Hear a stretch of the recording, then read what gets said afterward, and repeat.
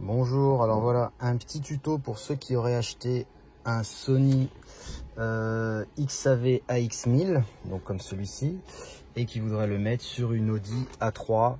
La mienne est de 2008, c'est une Audi A3 8P.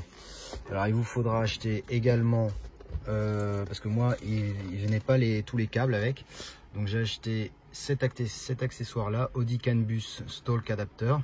Je vous mettrai le lien dans la description. C'est en fait ce quad lock avec un CAN bus spécial Audi de cette année et bon bref tout le câblage. Donc si vous êtes sur ce tuto, alors moi je suis pas mécano, hein, je vous donne juste la solution parce que j'ai trouvé ça sur internet d'un tuto en anglais. Et en fait la solution, c'est que vous vous rendrez compte que quand vous installez cette autoradio là, votre subwoofer et vos haut-parleurs arrière ne fonctionnent pas. Les forums sont remplis de cette erreur et en fait la solution sur cette autoradio, alors ça va vous paraître bizarre mais ça fonctionne. En fait quand vous branchez donc en fait ce connecteur à l'autoradio, vous voyez vous avez un fil bleu et blanc qui normalement vient se positionner dans un de ces connecteurs là. Il faudra l'enlever. Alors pour ça j'ai aussi acheté sur Amazon, je vous mettrai le lien dans la description, toutes ces petites clés qui vous permettent de rentrer avec celle-là. C'est pas exactement celle-là mais vous chercherez, hein. Moi j'en ai plein qui sont venus avec celle-là, je crois que c'est celle-là de mémoire, et comme ça quand vous trifouillez dedans vous pouvez retirer le câble sans l'abîmer. Ensuite ce que j'ai fait, c'est que sortant du quad lock, ici vous avez un câble bleu. Et en fait, il faut faire un pont électrique là-dessus. Donc moi, je l'ai soudé, j'ai mis de la gaine autour pour que ce soit bien propre. Et donc en fait, le câble bleu et blanc qui sort du connecteur de l'autoradio, il faut le connecter avec le câble bleu. Je ne sais pas si vous voyez bien, avec ce câble bleu là. Voilà. Et là, vous verrez, votre subwoofer et vos haut-parleurs arrière fonctionneront normalement. Si vous n'êtes pas sûr, vous pouvez le déconnecter et juste en les faisant se toucher, en mettant le contact, vous allez voir que tout de suite vos haut-parleurs arrière et votre subwoofer vont fonctionner. Donc à partir de là, après, soit vous faites une prise mâle-femelle. Moi j'ai préféré le souder parce que c'était plus simple pour moi, comme ça reste bien en place et voilà. Après le CAN bus, moi je n'avais pas ce câble là qui venait compris dans le kit d'installation que j'ai acheté, celui-ci, donc j'étais obligé d'acheter cet accessoire, donc le CT Multi-Head .2. Donc ça je vous le mettrai aussi le lien dans la description sur Amazon, ça coûte 7-8 € je crois. Ça par contre ça coûte quand même presque 80 €, toute cette connectique là. Plus l'autoradio, il y en a quand même pour un bon 300 €.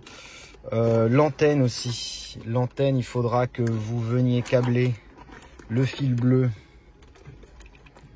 à côté du fil rouge. Fil bleu à côté du fil rouge. Donc là pareil, vous aurez besoin des petites clés pour l'enlever si votre antenne elle était déjà sur votre ancienne autoradio. Donc il vous faudra ces petites clés là pour pouvoir l'enlever. Et une fois que vous avez fait tout le branchement avec l'antenne, le CAN bus fonctionnera bien. Pour tout ce qui est commande au volant, ça marchera nickel.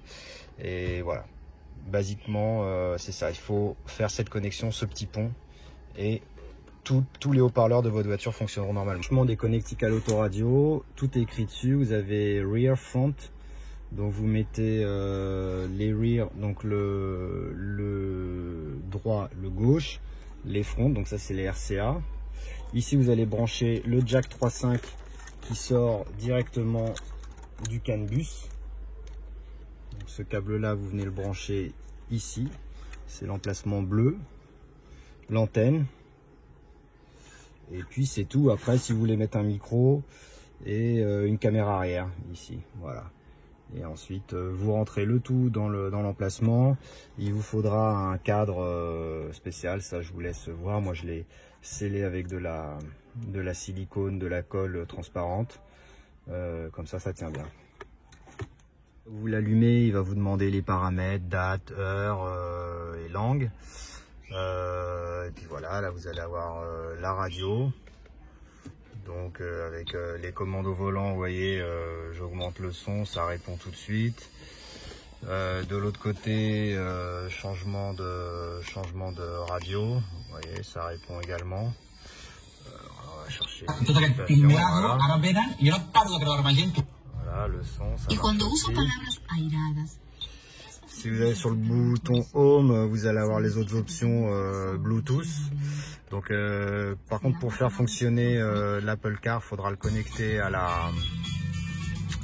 avec le câble, votre iPhone directement avec le câble. Là, c'est l'USB, donc vous voyez, vous avez tout fonctionne bien. Vous avez le son, ça augmente instantanément, vous voyez. Ça va assez vite, ce qui se fait pas forcément avec tous les autres autoradios, qui sont un peu plus lents. Voilà, vous avez l'atténuation en appuyant dessus directement. Voilà. Et puis ensuite la caméra de recul. Donc par contre il faut se mettre en marche arrière pour avoir l'image qui est assez nette. Donc voilà. Et puis là vous avez les réglages ici avec le son. Les caissons de basse que vous pouvez activer, tout ce qui est equalizer, voilà, l'équilibrage plus en avant, bon laissez au centre, hein. Donc c'est comme ça que vous pouvez voir aussi que vos subwoofers fonctionnent, c'est-à-dire que vous mettez tout le son en arrière et vous voyez si vous entendez quelque chose. Voilà, c'est ici.